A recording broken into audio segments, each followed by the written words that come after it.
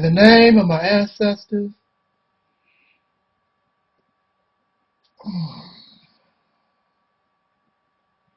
peace forever and always, and welcome to another edition of the Reality's Temple on Earth Internet Ministry.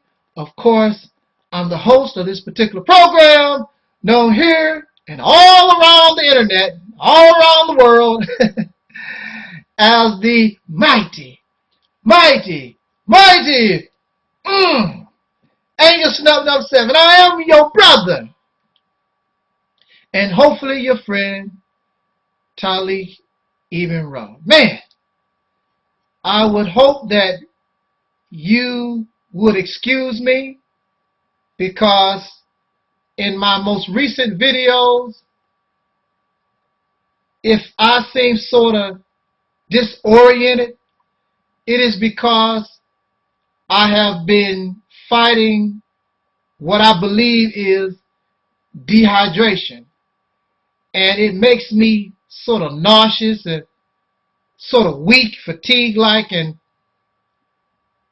so it's throwing me off a little bit. But I'm going to fight through it so that on this Vizzy, we can get busy. I like talking to us.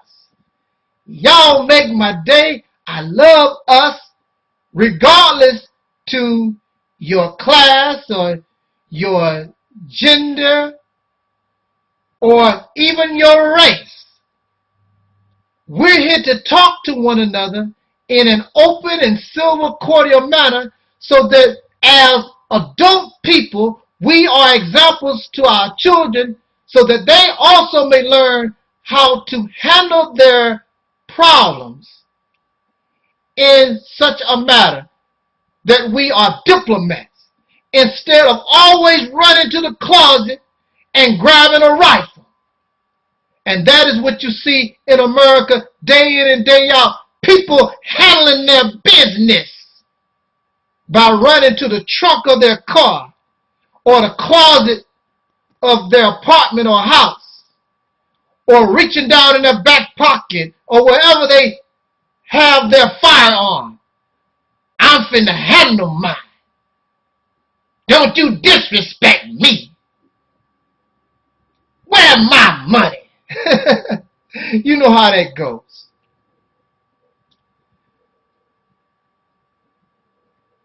Not that long ago. It was long ago. See, there I am. I'm tripping off my words because I don't feel that well. But just like I said, be patient with me. Let's get through this. It's only 10 minutes. Not long ago,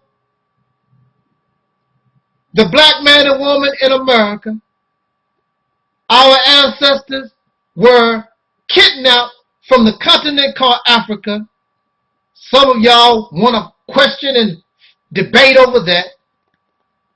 But just for the sake of this conversation, we're going to say just that we do know that our ancestors, many of them were slaves. And under the institution of slavery, it was against the law, as you know, for the slave to learn how to read and write. If the slave, according to the racist pink people, if this black is a savage and an animal,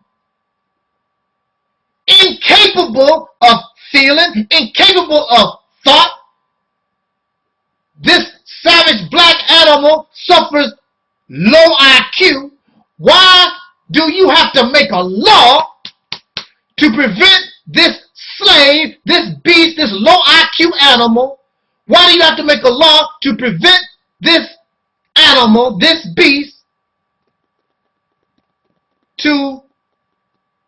against the law, to deny them the ability to learn how to read and write? It is simple, because they knew that was a lie. They knew that the black man and woman, these dark people around this earth, were not savages. They understood and they knew your capability, and they understood your humanity, and they understood how high your intelligence was. So in order to keep you at a slave level, so they could easily more control you, is to keep you ignorant. Because if you learn how to read and write, you began to search knowledge, then you will begin to evolve higher than your master.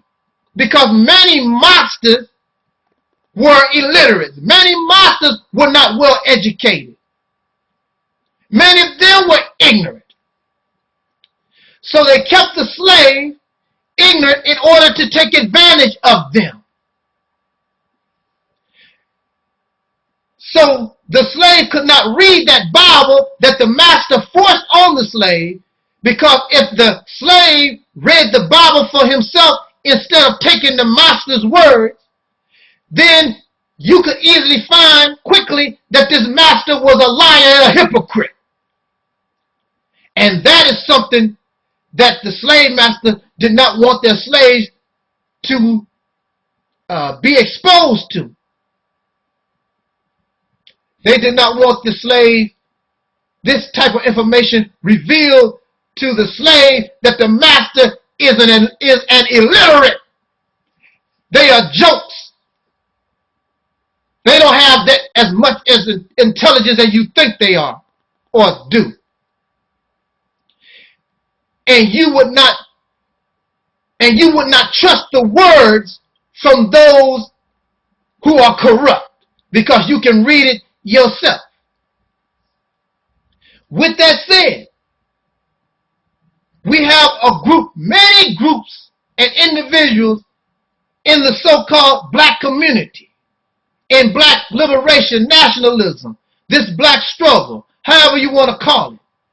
They also have the same type of mentality that the slave master had. They love to see you ignorant.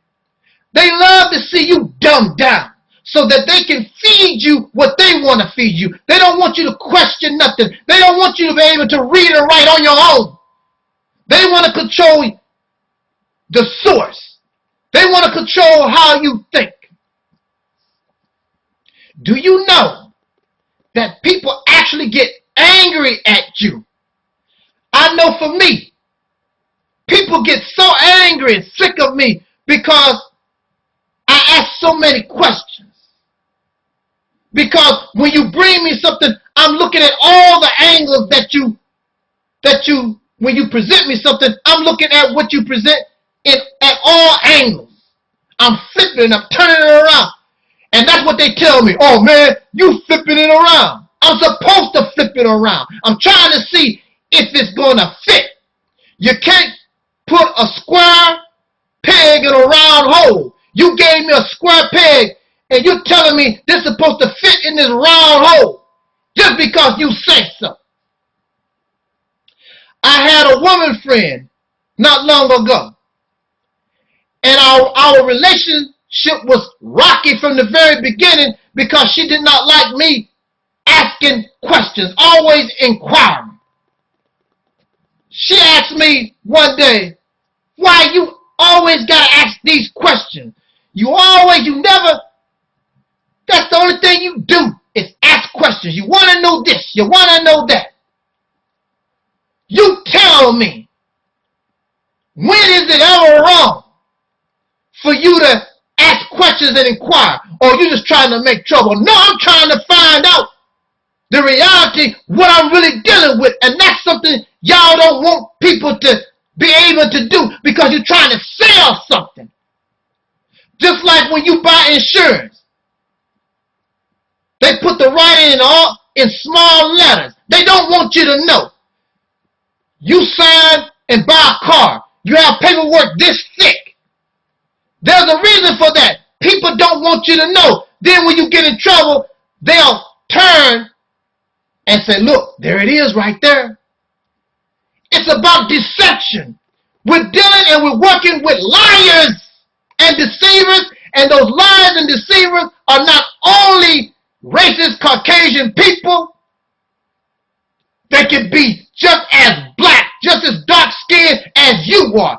They want to take advantage of you for their benefit.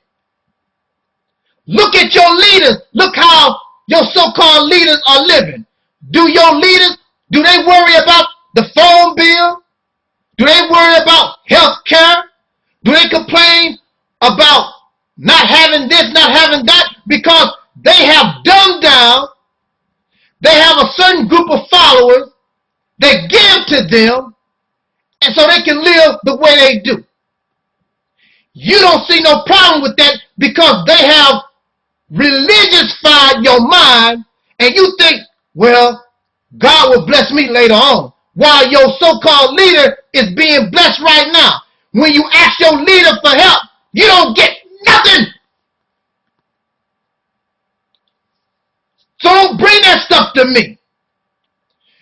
They don't want nobody who can think for themselves, be able to use common sense. You have lost your ability to use common sense because we have become religious-fied. That's why I don't like religion, because religion causes us not to think. It causes us to deny the reality that the brain is showing us. The brain tells you, ain't no man ever come from the dead, but yet and still you go to church and praise Jesus and spit at the mouth talking about how this dead man came to life. That's a lie. Did not happen. Ain't true. Your brain tells you that. Go visit any mortuary or the cemetery. Has not happened. These people that do you like this, they want to be seen as the all-knowing, the all-powerful, like your former slave master did the slave. And I am not about to exchange one slave master for a black slave master. It ain't happening here. I don't want it for me, and I dang sure don't want it for you. Do you understand what I'm saying to you? Start asking questions. Start coming up with thoughts that come out of your mind. Stop quoting Malcolm and Marcus and Elijah Muhammad and Farrakhan or Al Sharpton. Start thinking for yourself. What do you think? What do you suffer low IQ? Is there something wrong with you? If not, then stand up and be the man and the woman of intelligence that you really are. And stop letting these people make slaves out of you. Thank you for listening. Jot down your comments. Respect you.